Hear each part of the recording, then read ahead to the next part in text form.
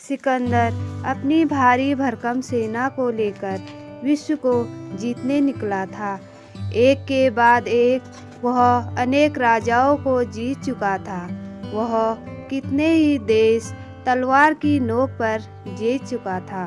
उसकी सेना भारी मात्रा में नरसंहार करती और अपनी शक्ति का परिचय देती हुई पूरब के देशों की ओर शीघ्रता से बढ़ती हुई चली आ रही थी।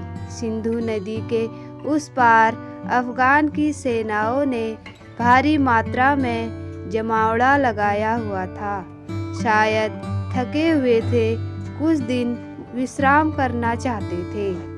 सामने सस्य श्यामल भारत माता का आंचल, जो प्रेम, सौहार्द और शक्ति से परिपूर्ण थी, जिसके कण कण में देवताओं का वास था।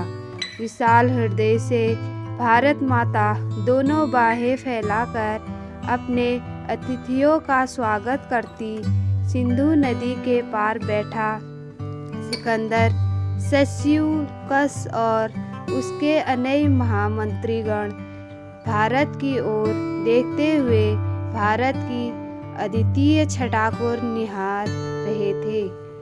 वह जल्द ही भारत का आक्रमण कर उसे अपना हिस्सा बनाना चाह रहे थे।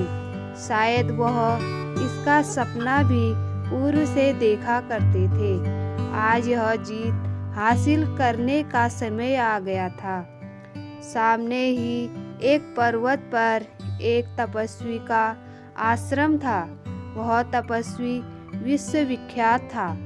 सिकंदर ने उस तपस्वी से मिलने की इच्छा लेकर आश्रम में पहुंच गया।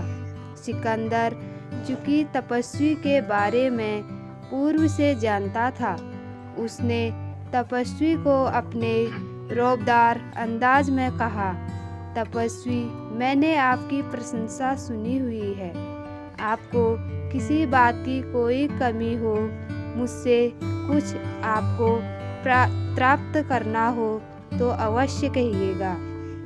तपस्वी ने शांत चित भाव से सिकंदर की संपूर्ण बातों को सुना और कहा, क्या तुम्हें युद्ध करना और जीतना पसंद है?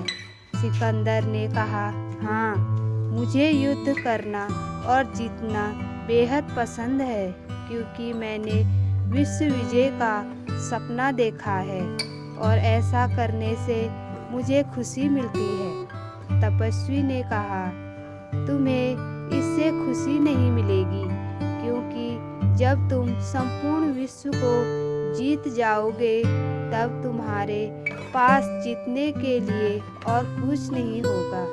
तब तुम खुश नहीं रह पाओगे। इसलिए तुम्हें यह कार्य छोड़ देना चाहिए और समाज विश्व बंधुत्व की भावना का विस्तार करो। सिकंदर सोच में पड़ गया।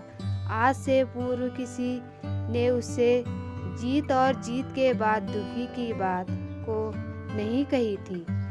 वह कुछ सोचते हुए वहां से अपने शिविर लौट आया। जल्द ही सिकंदर और उसके सैनिकों का सामना पोरस तथा चंद्रगुप्त जैसे योद्धाओं और चाणक्य जैसे विद्वानों से हुआ, जिसमें उसे पराजय का सामना करना पड़ा और उसे अपना विश्व विजय का सपना बीच में ही छोड़कर वापस अपने देश भागना पड़ा। यह ऐतिहासिक घटना आपको कैसी लगी? हमें कमेंट में ज़रूर बताएं। ऐसी ही रोचक जानकारियों के लिए चैनल सब्सक्राइब करें और अपने दोस्तों के साथ शेयर करें। धन्यवाद।